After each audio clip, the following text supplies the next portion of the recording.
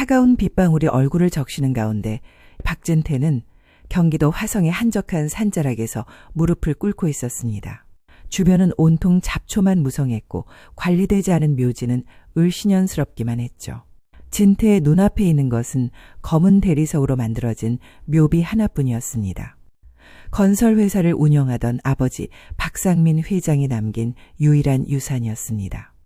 매달 50만 원씩 나가는 관리비만 있을 뿐 아무런 가치도 없는 황무지 같은 곳이었죠. 일주일 전만 해도 상황은 완전히 달랐습니다. 아버지가 3년간의 투병 생활 끝에 세상을 떠났을 때까지만 해도 진태는 조금이나마 기대를 품고 있었거든요. 27년간 차별받으며 살았지만 그래도 아버지만큼은 자신을 완전히 버리지 않았을 거라고 믿었죠. 하지만 변호사 사무실에서 발표된 유산 분배 내용은 참혹했습니다. 큰형 민수는 강남의 고급 빌딩을 받았습니다. 시가 300억 원에 달하는 엄청난 재산이었죠. 둘째 형 진수에게는 분당의 메디컬 센터와 고급 아파트가 돌아갔습니다. 이것도 200억 원이 넘는 가치였습니다. 그런데 막내인 진태에게는 무엇이 남겨졌을까요? 경기도 화성에 버려진 묘지 한 구역이 전부였습니다. 부동산 감정가에 따르면 고작 5천만 원 정도의 가치였죠. 그마저도 매달 관리비만 나가는 골칫거리였습니다. 가족들의 반응은 차가웠습니다. 큰형 수미라가 비웃듯 말했죠. 그래도 뭔가 받았네. 다행이다. 둘째 형수 수진도 거들었습니다. 미혼이니까 저 정도면 충분하지 뭘. 심지어 어머니조차 냉담했습니다. 그래나 쓰던 내가 뭘 바라겠어. 29년간 이어져온 차별이 마지막 순간까지 계속된 것이었죠. 진태의 어린 시절을 돌아보면 이런 차별은 오래전부터 시작되었습니다. 12번째 생일날이었죠. 거실 탁자 위에는 소박한 생일 케이크 하나가 놓여 있었습니다. 어머니가 동네 빵집에서 사온 것이었는데 형들 생일 때 주문했던 호텔 케이크에 비하면 초라하기 그지없었습니다. 진태는 며칠 전부터 한 가지 소식을 어머니께 전하고 싶어 안달이 났었습니다. 학교 글짓기 대회에서 1등을 했거든요. 엄마, 저 글짓기 대회에서 1등 했어요. 진태가 조심스럽게 말을 꺼냈습니다. 어머니는 설거지를 하고 있던 손을 멈추더니 고개를 돌렸습니다. 잠깐의 정적이 흘렀죠. 그래, 잘했네. 그게 전부였습니다.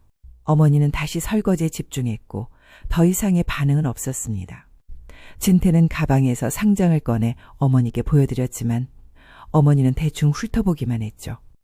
그리고는 냉장고 문맨 아래쪽 구석에 자석으로 붙여놓았습니다. 그 위로는 형들의 시험지와 상장들이 빼곡히 붙어 있었지만 진태의 상장만은 잘 보이지 않는 곳에 위치했습니다. 그런데 일주일 후 모든 것이 달라졌습니다. 둘째 형 진수가 수학 경시 대회에서 동상을 받고 온 날이었습니다. 문을 열고 들어서는 진수를 본 어머니의 얼굴이 환하게 밝아졌습니다. 진수가 상장을 내밀자 어머니는 두 손으로 정성스럽게 받아들었습니다. 우리 진수가 정말 대단하네. 어머니의 목소리에는 진심 어린 기쁨이 담겨 있었습니다. 곧바로 아버지에게 전화를 걸어 자랑했고 친척들에게도 연락했습니다. 진수의 상장은 냉장고 문 가장 잘 보이는 곳에 붙여졌죠. 같은 상이었지만 반응은 하늘과 땅 차이였습니다. 진태는 조용히 자신의 방으로 돌아가 이불을 뒤집었었습니다. 가슴 한구석이 시리도록 차가웠습니다. 왜 같은 1등인데 이렇게 다를까요? 12살 소년에게는 이해할 수 없는 현실이었습니다. 그나마 아버지만은 달랐습니다. 다음 날 아침 일찍 출근하는 아버지가 진태의 방문을 조용히 두드렸습니다. 진태야, 아빠랑 잠깐 나가자. 아버지는 진태의 손을 잡고 뒷산으로 향했습니다. 산 중턱 벤치에 앉은 아버지가 진태를 바라보며 말했습니다. 진태야, 넌 특별한 아이야. 형들과는 다른 재능을 가진 아이지. 언젠가는 모든 사람들이 내 가치를 알아볼 거야.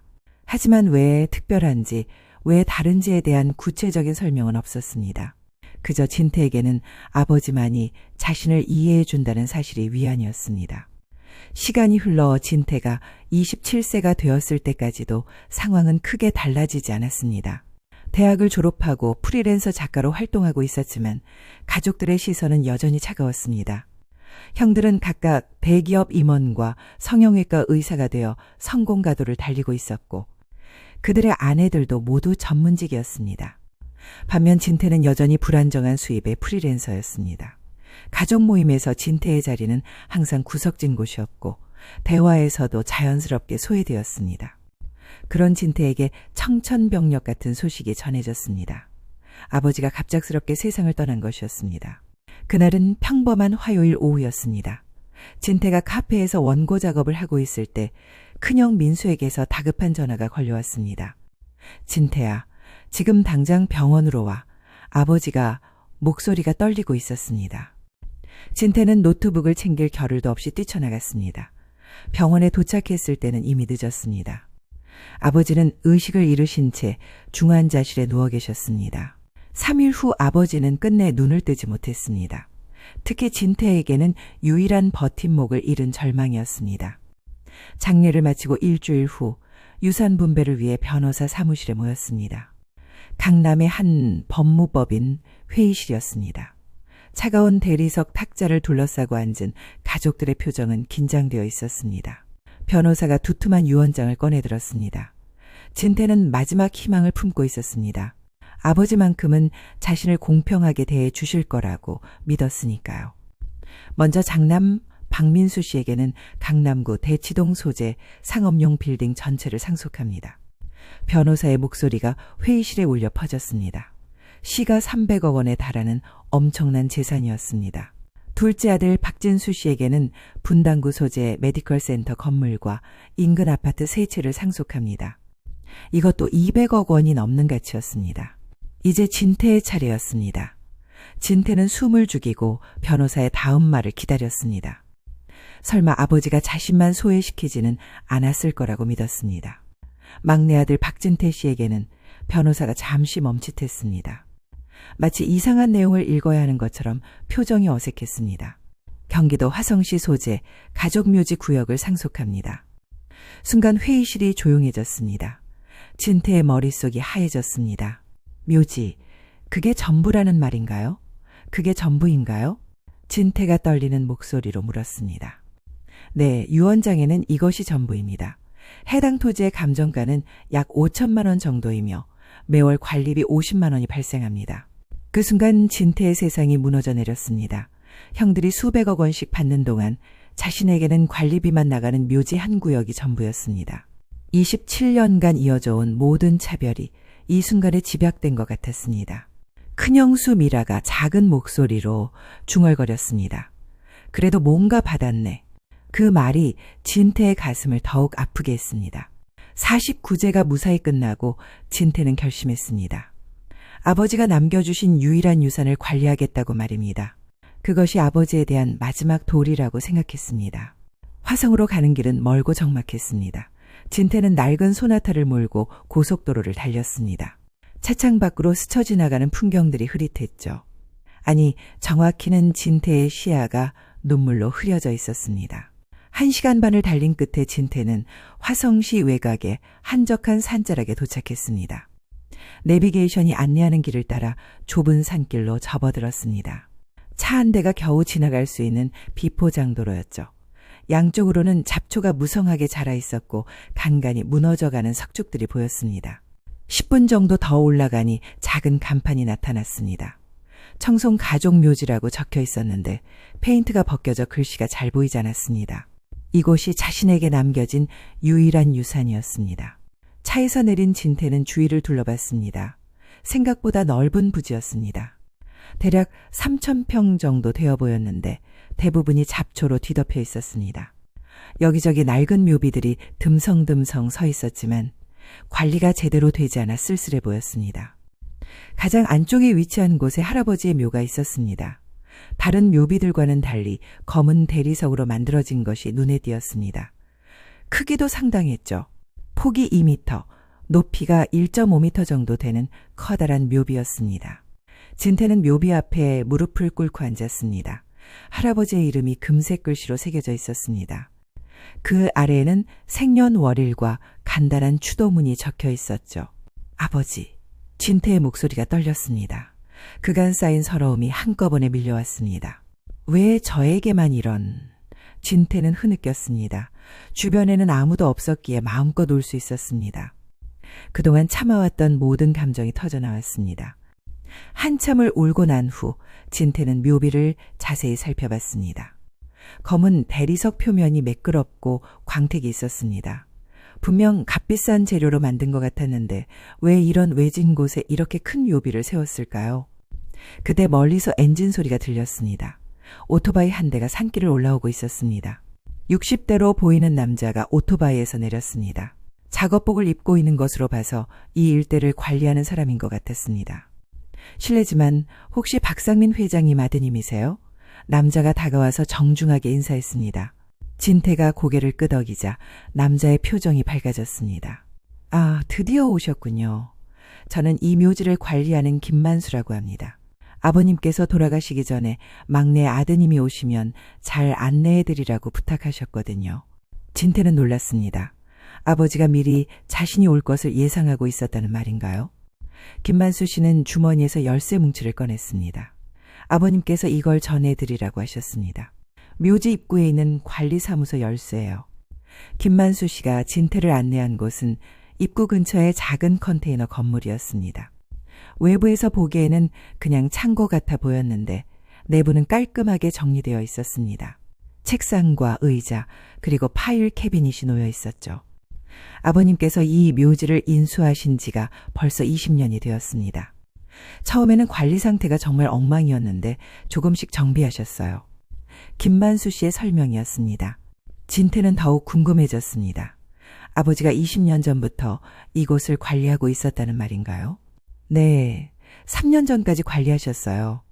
언젠가 이곳에 진짜 가치를 발견하게 될 거라고 하시면서 말이에요. 진짜 가치? 진태는 고개를 갸웃했습니다. 이 황무지 같은 곳에 무슨 가치가 있다는 걸까요? 김만수 씨는 계속해서 설명했습니다.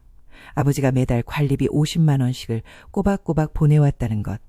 그리고 1년에 2번씩은 직접 찾아와서 묘지 상태를 점검했다는 것이었습니다. 특히 비 오는 날에 자주 오셨어요. 저도 이상하다고 생각했는데 왜 굳이 비 오는 날에 오시는지 모르겠더라고요. 비 오는 날, 진태는 그 말이 마음에 걸렸습니다. 왜 하필 비 오는 날이었을까요? 다음 날 아침 일찍 다시 묘지를 찾았습니다. 어제보다 더 자세히 살펴보고 싶었습니다. 혹시 아버지가 무언가 메시지를 남겨놓지 않았을까 하는 생각이 들었거든요.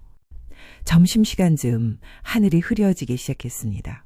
먹구름이 몰려오더니 이내 빗방울이 떨어지기 시작했습니다. 진태는 관리사무소로 피하려다가 문득 김만수 씨의 말이 떠올랐습니다. 아버지가 비 오는 날에 자주 오셨다고. 호기심이 생긴 진태는 비를 맞으며 할아버지 묘비 앞에 섰습니다. 빗방울이 검은 대리석 표면을 적시기 시작했습니다. 그때였습니다. 믿을 수 없는 일이 벌어졌습니다. 비에 젖은 묘비 뒷면에서 희미한 무늬가 나타나기 시작한 것입니다. 처음에는 착각인가 싶어 눈을 비비고 다시 봤지만 분명했습니다. 물에 반응하는 특수한 무늬가 서서히 선명해지고 있었습니다. 마치 숨겨진 그림이 모습을 드러내는 것 같았습니다. 진태의 심장이 세차게 뛰기 시작했습니다. 이것이 아버지가 남긴 메시지인 걸까요? 그리고 왜 비가 와야만 보이도록 만든 걸까요? 비가 더 세게 내리면서 무늬는 점점 더 선명해졌습니다. 그것은 분명히 의도적으로 만들어진 무언가였습니다. 진태는 무릎을 꿇고 앉아 묘비의 얼굴을 가까이 댔습니다. 빗물이 얼굴을 적셨지만 개의치 않았습니다. 15분 정도 지나자 완전한 모습이 드러났습니다. 그것은 지도였습니다. 이 묘지 일대를 그린 상세한 지도였죠. 묘비의 위치를 중심으로 주변 지형이 정교하게 표현되어 있었습니다. 지도 한쪽 구석에는 X자 표시가 있었습니다. 그리고 그 옆에 작은 글씨로 무언가가 적혀 있었죠. 진태는 눈을 찌푸리며 글씨를 해독하려 했습니다. 북쪽으로 10걸음 큰 바위 아래 읽을 수 있는 글씨는 그것뿐이었습니다. 나머지는 빗물에 흘러 보이지 않았죠. 하지만 충분했습니다. 아버지가 분명히 무언가를 숨겨둔 것이었습니다. 진태는 서둘러 일어났습니다. 묘비에서 북쪽 방향을 확인한 후 천천히 걸음을 세어가며 걸었습니다. 하나, 둘, 셋. 10번째 걸음을 내디딘 곳에는 정말로 큰 바위가 있었습니다. 바위 뒷면을 돌아간 순간 진태의 눈이 커졌습니다. 바위 아래쪽 흙이 다른 곳과 달랐습니다. 최근에 파헤쳐진 듯한 흔적이 보였죠. 주변보다 흙이 부드러웠고 색깔도 미묘하게 달랐습니다. 진태는 관리사무소로 달려가 삽을 가져왔습니다. 손이 떨렸지만 조심스럽게 흙을 파기 시작했습니다. 30cm 정도 팠을 때 딱딱한 무언가에 삽이 부딪혔습니다. 더 조심스럽게 흙을 걷어내자 검은색 플라스틱 상자가 모습을 드러냈습니다. 가로 30cm, 세로 20cm 정도 크기의 방수 상자였죠. 겉면에는 아무런 표시도 없었지만 상당히 무거웠습니다. 상자를 들고 관리사무소로 돌아간 진태는 떨리는 손으로 뚜껑을 열었습니다. 상자 안에는 여러 가지 물건이 들어 있었습니다. 가장 먼저 눈에 띈 것은 두툼한 봉투였습니다. 겉면에 진태의 이름이 적혀 있었죠. 봉투를 뜯자 아버지의 필체로 쓰인 편지가 나왔습니다. 착한 진태야, 내가 이 편지를 읽고 있다면 아빠는 이미 이 세상에 없을 것이다. 하지만 걱정하지 마라. 아빠가 너에게 진짜 선물을 준비해뒀으니까. 편지는 짧았지만 진태의 가슴을 뛰게 만들었습니다. 아버지가 정말로 자신을 위해 무언가를 준비해 두셨다는 것이었죠. 편지와 함께 들어있던 것은 은행 금고 열쇠였습니다. 국민은행 VIP 금고라고 적힌 태그가 달려 있었죠. 그리고 작은 쪽지에는 금고 번호와 암호가 적혀 있었습니다.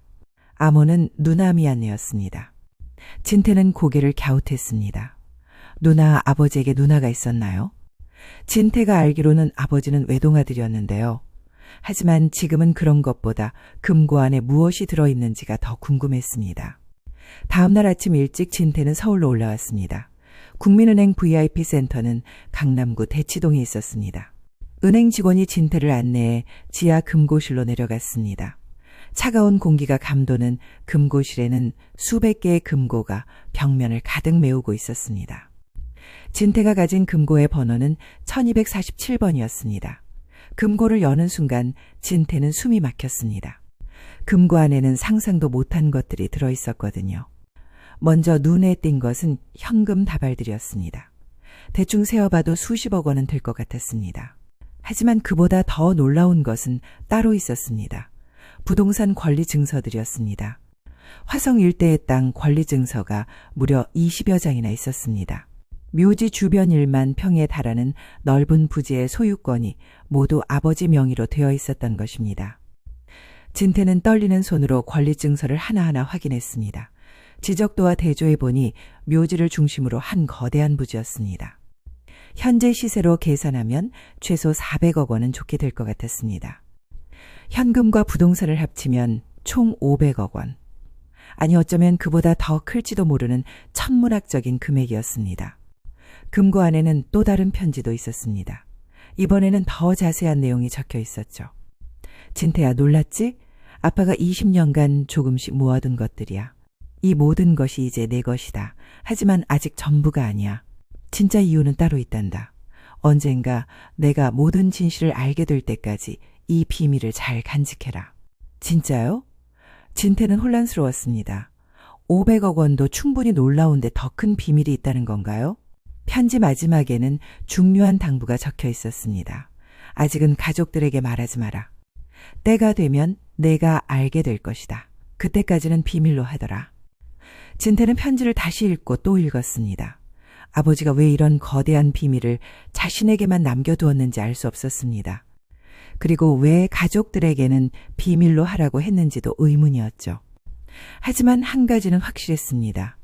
자신이 더 이상 아무것도 없는 막내가 아니라는 것이었습니다. 하루아침에 500억 원의 재산을 가진 부자가 된 것이죠. 상을 치른 지 2달이 흘렀습니다. 진태는 그동안 조용히 지내며 500억 원이라는 엄청난 비밀을 간직하고 있었습니다. 여전히 낡은 원룸에서 라면을 끓여 먹으며 프리랜서 작가 일을 하고 있었지만 마음만은 복잡했습니다. 그러던 어느 목요일 저녁 큰형 민수에게서 예상치 못한 전화가 걸려왔습니다. 이번 주말에 가족 모임을 하자는 제안이었습니다. 평소 같으면 절대 부르지 않았을 자리였죠. 토요일 오후 3시 진태는 큰형 집 현관 앞에 서 있었습니다. 강남의 고급 아파트 단지였는데 로비부터 화려했습니다. 엘리베이터를 타고 20층에 올라가니 복도에서부터 고급스러운 향기가 났죠. 현관문을 열고 들어서는 순간 진태는 이상한 분위기를 감지했습니다. 거실에는 온 가족이 모여 있었는데 평소와는 다른 긴장감이 감돌고 있었습니다. 큰형 민수와 둘째 형 진수, 그리고 어머니까지 모두 소파에 앉아 있었죠. 특히 큰 형수 미라의 모습이 눈에 띄었습니다. 평소 완벽하게 차려입던 그녀가 오늘은 어딘가 어수선해 보였습니다. 손톱을 뜯고 있었고 무릎 위에 올린 손이 미세하게 떨리고 있었죠. 평상시 여유롭던 미소도 찾을 수 없었습니다. 진태야, 앉아. 차 마실래? 미라가 일어나며 말했습니다. 목소리가 평소보다 한 톤 높았습니다. 마치 억지로 밝게 굴리는 것 같았죠. 분위기가 어색하게 흘러가던 중 민수가 입을 열었습니다. 진태야, 화성묘지는 어떻게 관리하고 있어? 역시나 이것이 목적이었구나 싶었습니다. 진태는 자연스럽게 대답했습니다. 매달 관리비를 내고 있고 별다른 문제는 없다고 말했죠. 그때 미라가 갑자기 일어났습니다. 차를 다시 끓이겠다며 부엌으로 향했는데 걸음걸이가 불안정했습니다. 마치 다리에 힘이 제대로 들어가지 않는 것 같았죠. 부엌에서 찻잔 부딪히는 소리가 났습니다. 미라가 뭔가를 떨어뜨린 모양이었습니다. 그 소리에 민수의 표정이 굳어졌습니다. 정말 아무것도 없었어요. 미라가 큰 소리로 물었습니다. 목소리에 절박함이 묻어났습니다. 마치 무언가를 간절히 바라는 것 같았죠. 어머니가 어색한 침묵을 깨뜨렸습니다. 묘지 관리비가 부담스럽지 않냐며 가족들이 도와줄 수도 있다고 말했습니다. 27년 만에 처음 듣는 배려였습니다. 민수는 최근 그 일대 부동산 시세가 오르고 있다는 소문을 들었다며 혹시 개발 관련 정보를 들은 것이 없냐고 물었습니다. 진수도 가족 묘지니까 함께 관리하는 것이 어떻겠냐고 제안했죠. 하지만 진태는 아버지의 당부를 기억하며 정중히 거절했습니다. 아버지가 자신에게 맡기신 일이라고 말했습니다. 며칠 후 김만수 씨에게서 연락이 왔습니다. 요즘 묘지에 낯선 사람들이 자주 와서 둘러보고 간다는 내용이었습니다. 정장을 입은 사람들이 이것저것 물어보고 사진도 찍어간다고 했습니다. 가족들의 수상한 움직임이 계속되자 진태는 아버지가 남긴 단서를 더 찾아보기로 결심했습니다. 혹시 놓친 것이 있을지도 모른다는 생각이 들었거든요. 다시 화성묘지를 찾은 진태는 이번에는 관리사무실 컨테이너를 더 자세히 살펴봤습니다. 아버지의 편지에 아직 전부가 아니야 라고 적혀 있었던 것이 계속 마음에 걸렸습니다. 컨테이너 속 파일 캐비닛을 하나하나 열어보던 중 잠겨있는 서랍을 발견했습니다. 은행에서 받은 열쇠들 중 작은 것으로 열어보니 두툼한 서류 뭉치가 들어있었습니다. 첫 번째는 주식 관련 서류들이었습니다. 삼성전자, LG화학, SK하이닉스 등 대기업 주식 증서들이 가득했습니다. 수량을 확인해 보니 각 종목당 수십만 주씩이었습니다.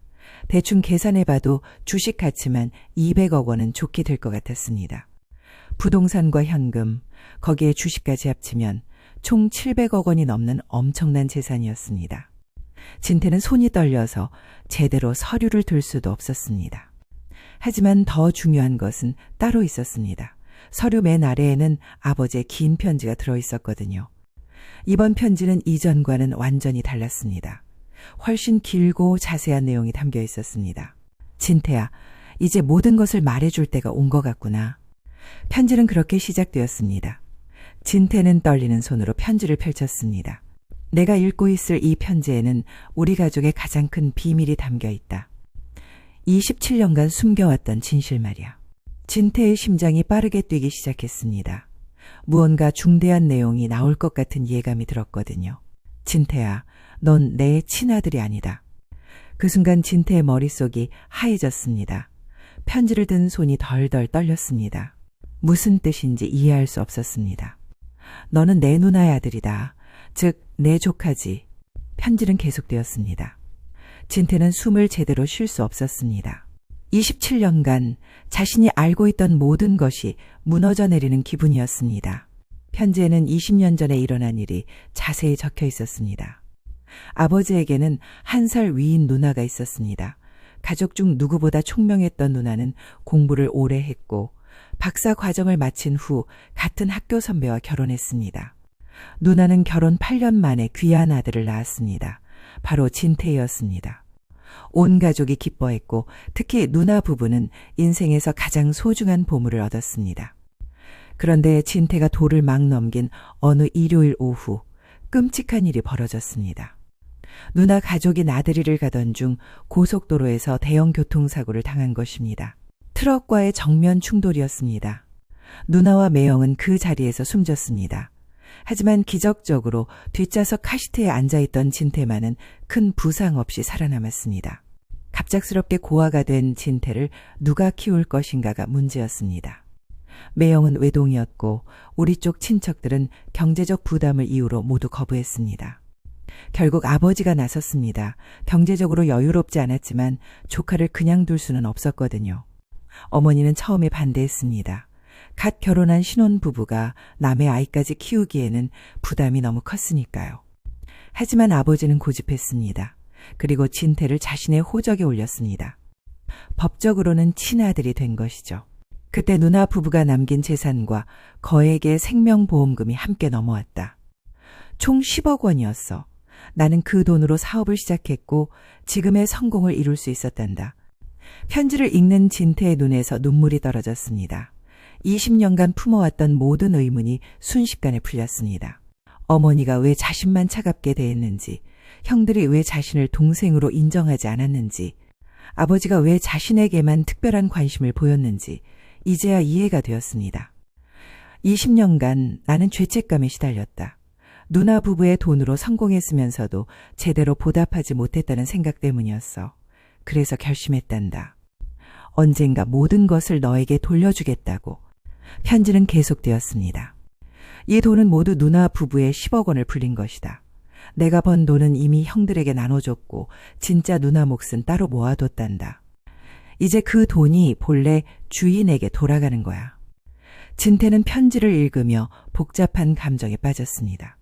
충격과 당황, 그리고 묘한 안도감이 뒤섞여 있었습니다. 너를 진짜 아들처럼 사랑했다.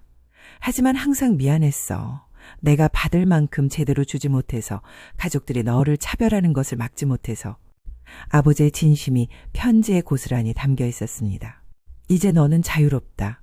원래 네 것을 찾았으니까. 하지만 한 가지 부탁이 있어. 가족들을 미워하지는 말아라. 그들도 진실을 모르고 있었으니까. 편지를 다 읽은 진태는 한동안 자리에서 일어날 수 없었습니다. 머릿속이 너무 복잡했습니다. 자신이 조카였다는 사실, 아버지가 20년간 죄책감에 시달렸다는 사실. 모든 것이 충격적이었습니다. 그런데 동시에 이상한 해방감도 느껴졌습니다. 27년간 이해할 수 없었던 모든 차별과 냉대의 이유를 이제야 알 수 있었으니까요. 그러던 중 형민수에게서 다시 연락이 왔습니다. 이번에는 평소와 달리 다급한 목소리였습니다. 약속 장소는 강남의 한 조용한 카페였습니다. 민수는 직설적으로 말을 꺼냈습니다. 집에 큰 문제가 생겼다고 했습니다. 미라가 투자를 잘못했다는 것이었죠. 충격적인 내용이 이어졌습니다. 미라가 최근 몇 달간 비트코인과 각종 암호화폐에 거액을 투자했다가 폭락으로 인해 막대한 손실을 봤다는 것이었습니다. 300억 원 중에 200억 원을 날렸다고 했습니다. 남편 몰래 대출까지 받아서 투자했다가 모든 것을 잃었다는 것이었죠. 민수는 머리를 감싸주었습니다. 성공한 변호사의 모습은 찾을 수 없었습니다. 그리고 절박한 목소리로 진태에게 물었습니다. 정말 화성에서 아무것도 못 찾았냐고, 혹시 조금이라도 있다면 도와달라고 말이죠. 며칠 후 둘째 형 진수에게서도 비슷한 연락이 왔습니다. 둘째 형도 부동산 갭 투자에 빠져서 큰 손실을 봤다는 것이었습니다. 깡통 전세까지 당해 지금 병원 운영하는 것도 빠듯한 상황이라고 했죠. 그 다음 주에는 온 가족이 진태의 원룸 앞에 나타났습니다. 어머니까지 함께 왔었죠. 좁은 원룸에 온 가족이 모이니 숨이 막힐 것 같았습니다. 민수가 솔직하게 털어놨습니다. 가족들이 모두 어려워졌다고 했습니다. 형수들의 투기 실패로 인해 두 형 모두 큰 빚을 지게 되었다는 것이었죠. 그리고 화성 일대에 개발 바람이 불고 있다는 소문이 확실하다며, 혹시 정말로 그 땅이 가치가 있으면 가족끼리 나눠 갖자고 제안했습니다. 가족들의 시선이 모두 진태에게 집중되었습니다. 절박한 눈빛들이었습니다. 진태는 그 순간 결심했습니다. 말로 설명하는 것보다는 직접 보여주는 것이 나을 것 같았습니다. 잠깐만요. 진태가 서랍에서 아버지의 편지를 꺼냈습니다. 가족들이 의아해하는 가운데 편지를 펼쳐 보였습니다. 아버지가 남기신 편지예요. 직접 읽어보세요. 민수가 편지를 받아 읽기 시작했습니다. 처음에는 별것 아니라는 표정이었지만 점점 얼굴이 굳어갔습니다. 진태야, 넌 내 친아들이 아니다. 너는 내 누나의 아들이다. 민수가 편지 내용을 소리내어 읽자 가족들의 표정이 일제히 변했습니다. 무슨 말인지 이해하지 못하는 듯했죠. 편지는 계속되었습니다. 20년 전 교통사고로 누나 부부가 죽고 갓난이었던 진태만 살아남았다는 내용, 그리고 아버지가 조카를 자신의 아들로 키우기로 결심했다는 이야기까지 모든 것이 적혀 있었습니다. 가장 충격적인 부분은 마지막이었습니다. 누나 부부가 남긴 재산과 보험금 10억 원으로 사업을 시작했고 그 돈을 불린 것이 지금 진태에게 남겨준 700억 원이라는 내용이었죠. 편지를 다 읽은 민수의 손이 떨렸습니다. 다른 가족들도 말문이 막힌 채 서로를 바라봤습니다. 어머니가 가장 먼저 반응을 보였습니다. 얼굴이 창백해지더니 진태를 바라보는 눈빛이 완전히 달라졌습니다. 20년간 숨겨져 있던 진실을 마주한 순간이었습니다. 그럼 진태가 유산이 700억이라는 말이야? 미라가 떨리는 목소리로 물었습니다. 진태가 조용히 고개를 끄덕이자 미라는 그 자리에서 주저앉았습니다. 마지막 희망마저 사라진 것이었습니다. 진수가 간절한 목소리로 말했습니다. 그래도 20년간 가족으로 살았으니까 나눠 가져야 하는 것 아니냐고. 가족이니까 서로 도와야 한다고 말이죠. 하지만 진태는 편지의 마지막 부분을 가리켰습니다. 아버지가 당부한 말이 적혀 있었습니다. 이 돈은 원래 주인에게 돌려주는 것이고 가족들을 미워하지는 말되 진실을 알면 이해할 거라는 내용이었죠. 원룸의 분위기가 순식간에 차가워졌습니다. 희망에 부풀었던 가족들의 얼굴에서 절망과 당황이 교차했습니다. 20년간 숨겨져 있던 모든 진실이 드러난 후 가족들은 각자 다른 마음으로 그 자리를 떠났습니다. 편지를 본 후 가족들이 떠나고 한 달이 흘렀습니다. 진태는 그동안 혼자 지내며 많은 생각을 했습니다. 700억 원이라는 거대한 재산을 혼자 가지고 있으면서도 마음 한구석이 편치 않았거든요. 그러던 어느 날 인터넷 기사에서 충격적인 소식을 접했습니다. 큰형 민수가 운영하던 법무법인이 파산 절차에 들어갔다는 내용이었습니다. 미라의 투자 실패로 인한 막대한 빚을 감당하지 못한 것이었죠. 둘째 형 진수도 마찬가지였습니다. 성형외과 병원 문을 닫는다는 기사가 며칠 후 올라왔습니다. 역시 형수의 부동산 투기 실패가 원인이었습니다. 기사를 읽는 진태의 마음이 무거워졌습니다. 아무리 그동안 차별받았다고 해도 20년간 함께 산 가족이었습니다. 그들이 길거리에 나앉을 수도 있다는 생각이 들자 마음이 아팠습니다. 며칠 더 고민한 끝에 진태는 결심했습니다. 아버지가 편지에서 가족들을 미워하지 말라고 했던 말이 떠올랐거든요. 먼저 민수에게 전화를 걸었습니다. 형, 만날 수 있을까요? 진태의 제안에 민수는 조심스럽게 응했습니다. 이틀 후 강남의 한 조용한 카페에서 형제가 만났습니다. 민수의 모습은 처참했습니다. 깔끔했던 정장은 구겨져 있었고 얼굴에는 수염이 자라 있었습니다. 성공한 변호사의 모습은 온데간데 없었죠. 형, 급한 빚부터 정리해 드릴게요. 진태가 먼저 말을 꺼냈습니다.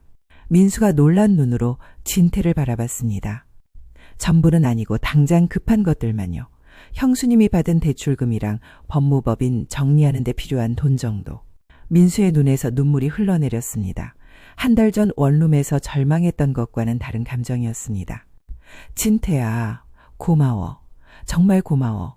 민수는 더 이상 말을 잇지 못했습니다. 평생 동생에게 고마움을 표현해 본 적이 없었는데 이제야 진심이 우러나왔습니다. 둘째 형 진수와도 비슷한 만남을 가졌습니다. 진수 역시 감격해하며 고개를 숙였습니다. 형답게 못해준 것에 대한 미안함과 동생의 관대함에 대한 고마움이 뒤섞여 있었죠. 하지만 진태에게는 더 중요한 제안이 있었습니다. 형들, 제가 도와드리는 대신 한 가지 부탁이 있어요. 형들이 긴장하며 진태를 바라봤습니다. 제 친부모님 이름으로 재단을 만들려고 해요. 진태가 차분하게 설명했습니다. 교통사고로 세상을 떠난 친부모를 기리면서 동시에 사회에 도움이 되는 일을 하고 싶다는 것이었습니다. 박수영, 김민호 교통안전재단이라고 이름을 지을 거예요. 교통사고 유가족 지원하고 안전 캠페인도 하는 거죠. 형들의 표정이 진지해졌습니다. 그런데 제가 아직 혼자서는 운영하기 어려워서 형들이 도와주셨으면 해요. 진태의 제안은 단순히 돈을 주는 것이 아니었습니다. 형들에게 새로운 삶의 목표를 제시하는 것이었죠. 민수 형은 법무 담당해 주시고 진수 형은 의료 지원 프로그램을 맡아주시면 어떨까요? 민수가 떨리는 목소리로 물었습니다. 정말 우리가 해도 될까? 물론이에요. 형들이야말로 제일 적임자죠. 진태의 말에 형들의 눈빛이 달라졌습니다. 절망에 빠져있던 그들에게 새로운 희망이 생긴 것이었습니다. 며칠 후 어머니도 만났습니다. 아들들의 몰락을 지켜보며 많이 괴로워했던 것 같았습니다. 어머니, 미안해요. 그동안 말씀 안 드려서 진태가 먼저 사과했습니다. 어머니가 놀라며 고개를 저었습니다. 무슨 소리니? 미안한 건 엄마지. 어머니의 목소리가 떨렸습니다. 20년간 너를 차갑게 대했는데 알고 보니 우리 집안의 은인이었구나. 어머니의 눈에서 눈물이 흘러내렸습니다. 그동안 마음 깊이 묻어두었던 죄책감이 터져나오는 것 같았습니다. 괜찮아요, 어머니. 그때는 어머니도 힘드셨을 거예요. 진태가 어머니의 손을 잡았습니다. 차갑고 거친 손이었지만 따뜻하게 느껴졌습니다. 이제 새로 시작해요. 진짜 가족으로. 어머니가 진태를 꼭 안았습니다. 27년 만에 처음으로 진심 어린 포옹이었습니다. 재단 설립 준비가 시작되자 가족들의 분위기도 완전히 바뀌었습니다. 형들은 각자의 전문성을 살려 재단 업무에 몰두했습니다. 절망에 빠져있던 그들에게 새로운 목표가 생긴 것이었죠. 특히 민수는 교통사고 유가족들의 법적 지원에 적극적으로 나섰습니다. 진수는 사고 후유증으로 고생하는 환자들을 위한 의료 프로그램을 개발했습니다.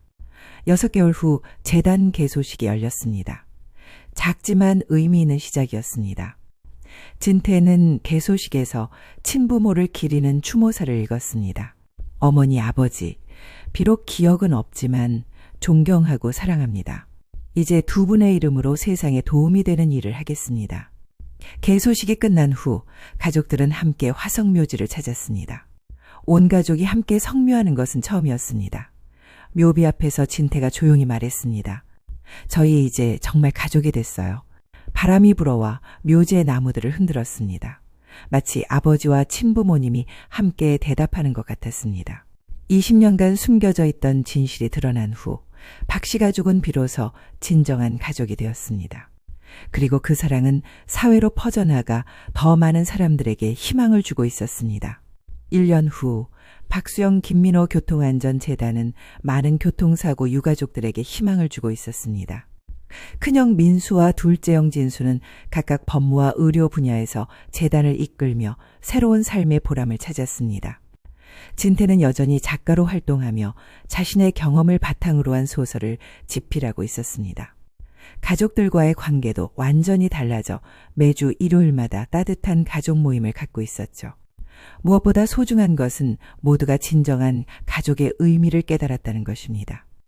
혈연이 아니라 마음으로 이어진 사랑이 얼마나 큰 힘을 가지는지 알게 되었습니다. 그날 밤 진태는 화성묘지를 다시 찾았습니다. 혼자서 조용히 묘비 앞에 앉아 있었죠.